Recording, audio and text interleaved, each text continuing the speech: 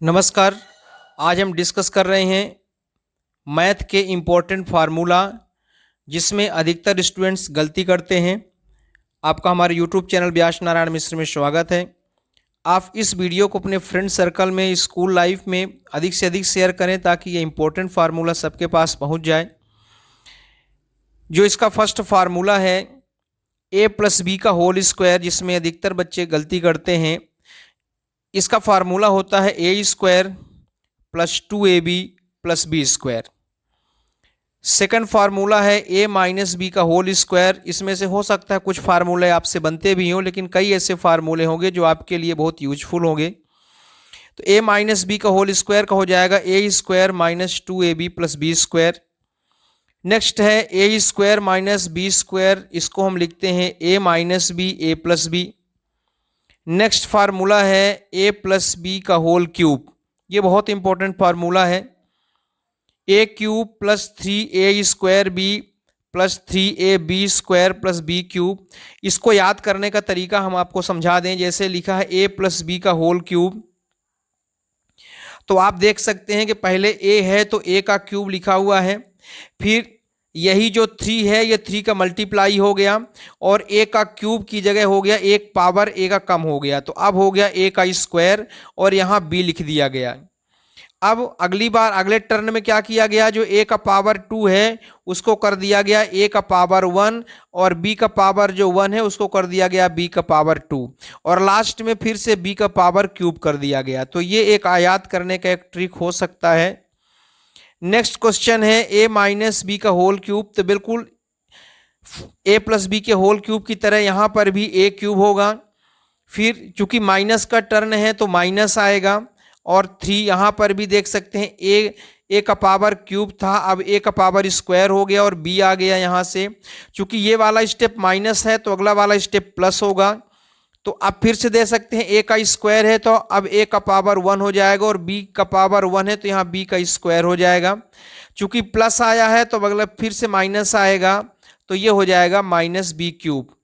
तो आप देख सकते हैं कि एक बार प्लस आया फिर माइनस आया, अब फिर से यहाँ प्लस आया, यहाँ माइनस आया, यहाँ फिर से प्लस आया, यहाँ फिर से माइनस आया।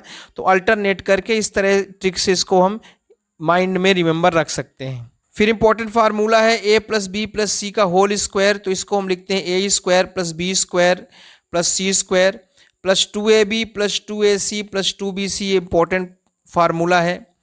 अब हम अरिथमेटिक प्रोग्रेशन के कुछ फार्मूले लिखेंगे। अगर हम फर्स्ट टर्म को a लेते हैं और कॉमन डिफरेंस को d लेते हैं तो जो nth टर्म होता है उसका फार्मूला होता है an = a + n - 1d। इसको यदि हम एग्जाम्पल से समझने की कोशिश करें तो अगर a2 हो जाएगा तो a2 टर्न का हो जाएगा a + d। अगर a3 टर्न होगा तो ये हो जाएगा a + 2d। यहाँ से हम देख सकते हैं जब यहाँ 3 होता है तो यहाँ 2 होता है, एक टर्म कम होता है, इसीलिए यहाँ जब n है तो यहाँ देख सकते हैं n - 1 है। फिर इसी तरह इससे nth टर्म का जो सम है, सम का formula Sn = n/2 + 2a + n - 1d। d क्या है, कॉमन डिफरेंस, a क्या है, फर्स्ट टर्म और nth क्या है, nth टर्म का फार्मूला है। इसी तरह से इसका जो सम ऑफ n टर्म्स है अरिथमेटिक प्रोग्रेशन का, इसका दूसरा फार्मूला है n/2 = a + an। an कहलाता है लास्ट टर्म, इसको कहीं कहीं l से भी रिप्रेजेंट करते हैं। nth टर्म या लास्ट टर्म कहलाता है an। तो ये सम ऑफ n टर्म्स का दूसरा फार्मूला है। d यदि हमें निकालना है तो जो AP होता है, first term, second term, third term, fourth term, तो सेकंड टर्म में फर्स्ट टर्म को जो माइनस करने से जो आंसर आता है वही आंसर थर्ड टर्म में सेकंड टर्म को माइनस करने से आना चाहिए। अगर दोनों का जो डिफरेंस सेम है तो AP का कॉमन डिफरेंस कहलाता है, अगर सेम नहीं है तो कॉमन डिफरेंस नहीं कहलाएगा। जैसे मान लेते हैं 1 है, 4 है और 7 है। अब 4 में 1 को माइनस करेंगे तो 3 आएगा, 7 में 4 को माइनस करेंगे तब भी 3 आएगा, तो यहाँ d = 3 हो जाएगा। इसका मतलब ये AP में है। लेकिन यदि हम लिख दें 1, 4 और 8 लिख दें तो 4 से 1 के बीच का डिफरेंस 3 होगा, 8 से 4 का बीच का डिफरेंस 4 होगा। दोनों डिफरेंस अलग अलग हैं, इसलिए 1, 4, 8 ये AP सीरीज नहीं कहलाएगी। अब नेक्स्ट है जो क्वाड्रेटिक इक्वेशन होता है, क्वाड्रेटिक इक्वेशन का फार्मूला होता है ax² plus b x plus c equal to 0। इसमें कंपलसरी है कि x का पावर 2 होना जरूरी है। तो अगर इसको हम देखें तो इसको यदि हम सॉल्व करना चाहें तो एक तो फैक्टराइजेशन मेथड होता है, दूसरा फार्मूला मेथड का फार्मूला होता है x equal to minus b plus minus b square minus 4ac upon 2a। जो x स्क्वायर का कोफिशिएंट है वो a कहलाता है, जो x का कोफिशिएंट है वो b कहलाता है, और जो कांस्टेंट टर्म है वो c कहलाता है। इसको श्रीधराचार्य मेथड भी कहते हैं। अब क्वाड्रेटिक इक्वेशन से ही जो इसका डिस्क्रिमिनेंट निकालते हैं, डिस्क्रिमिनेंट को d से रिप्रेजेंट करते हैं, और d इक्वल टू होता है बी स्क्वायर माइनस 4ac।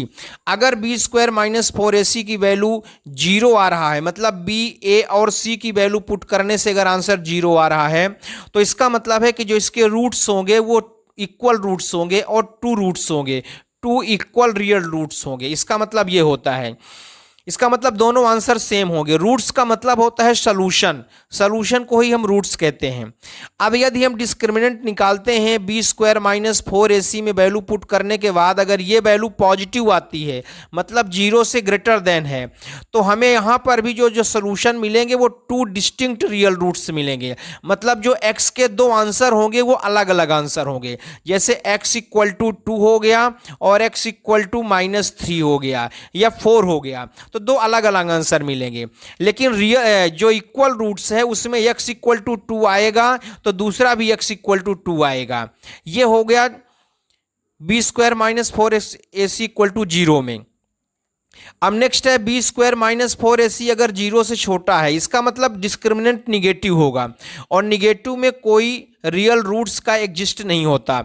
अगर निगेटिव होता है तो वहां पे इमेजिनरी रूट्स मिलता है। इमेजिनरी क्लास 11th में कॉम्प्लेक्स नंबर में दिया होता है, जिसमें i इक्वल टू हम रूट -1 लेके चलते हैं कॉम्प्लेक्स नंबर में।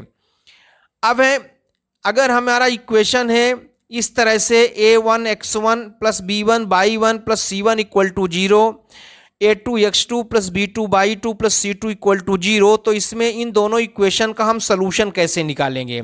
अभी तक जो हमने सलूशन देखा वो क्वाड्रेटिक इक्वेशन में देखा जिसमें x था, अब यहाँ x और y दोनों है, तो हम इसको कैसे सॉल्व करेंगे।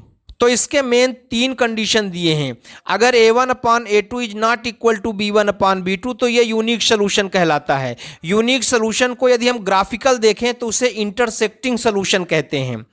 फिर अगर है a1 अपान a2 की वैल्यू b1 अपान b2 और c1 अपान c2, अगर ये तीनों इक्वल हैं तो इसको हम बोलते हैं मेनी सोल्यूशन, इसी को हम बोलते हैं इनफाइनाइट सोल्यूशन।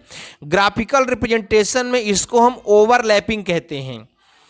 थर्ड केस है a1 अपान a2 की वैल्यू और b1 अपान b2 की वैल्यू अगर इक्वल नहीं है, लेकिन b1 अपान b2 और c1 अपान c2 की वैल्यू इक्वल है, तब इसमें कोई सोल्यूशन नहीं मिलता, इसको बोलते हैं नो सोल्यूशन। ग्राफिकल मेथड में इसको हम बोलते हैं पैरेलल लाइन। क्वाड्रेटिक इक्वेशन का फार्मूला होता है ax square plus bx plus c। यहाँ पर x का पावर 2 होना कंपलसरी है तभी क्वाड्रेटिक इक्वेशन कहलाएगा। अगर x का पावर 2 नहीं है, x का पावर 3 है, तो वो जो है क्यूबिक इक्वेशन हो जाएगा, और अगर x का पावर 1 है तो वो जो है लीनियर इक्वेशन हो जाएगा।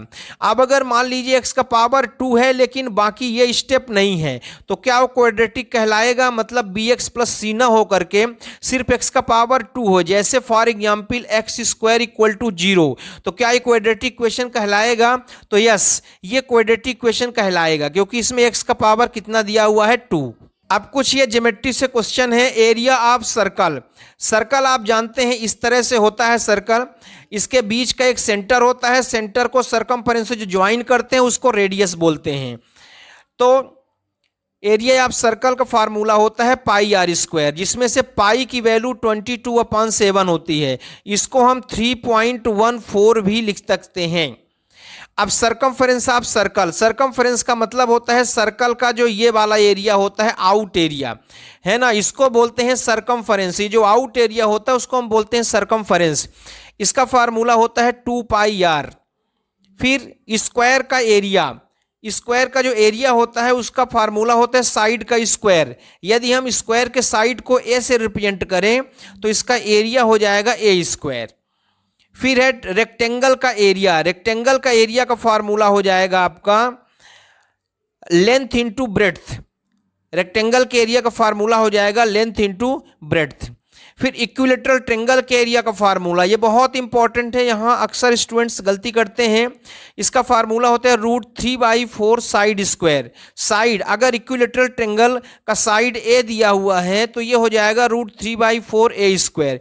इक्विलेटरल ट्रेंगल का मतलब होता है इसकी तीनों साइड इक्वल होते हैं और तीनों एंगल जो है वो 60 डिग्री का होता है, इसे हम बोलते हैं इक्विलेटरल ट्रेंगल। तो इसके एरिया का फार्मूला होता है √3/4 ए स्क्वायर। इक्विलेटरल ट्रेंगल की एक और प्रॉपर्टी है कि यदि हम इसके एक वर्टाइसेस से ऐसे हैं, यदि हम एक वर्टाइसेस से परपेंडिकुलर ड्रा करें तो ये जो है, ये जो रिमेनिंग पार्ट है, इसको दोनों को वो इक्वल पार्ट में डिवाइड करता है। यहाँ इक्वल पार्ट में डिवाइड करेगा और यहाँ जो एंगल बनेगा वो 90 डिग्री बनेगा। फिर एरिया ऑफ सेक्टर, सेक्टर क्या कहलाता है? जैसे ये हो गया आपका सर्कल, अब सर्कल में ये हो गया इसका सेंटर पॉइंट, ये हमने आपको कार्ड ड्रा कर दिया, तो कार्ड और सर्कल के बीच का जो ये पार्ट होता है इसे हम सेक्टर बोलते हैं, ये सेक्टर कहलाता है इसमें। तो सेक्टर के एरिया का फार्मूला होता है θ/360 πr²। फिर सेक्टर का जो लेंथ है, मतलब हमको अगर ये वैल्यू हमें फाइंड करना हो, लेंथ फाइंड करना हो इस तरह से, तो इसका फार्मूला हो जाएगा θ/360 × 2πr। तो ये हमने 25 इंपॉर्टेंट फार्मूला बता दिए हमारे वीडियो में। कंटिन्यू सभी क्लासेस के इंपॉर्टेंट फार्मूला आते रहते हैं, आप हमारे वीडियो को वॉच करें, कोई प्रॉब्लम हो तो कमेंट करें। Thank you very much.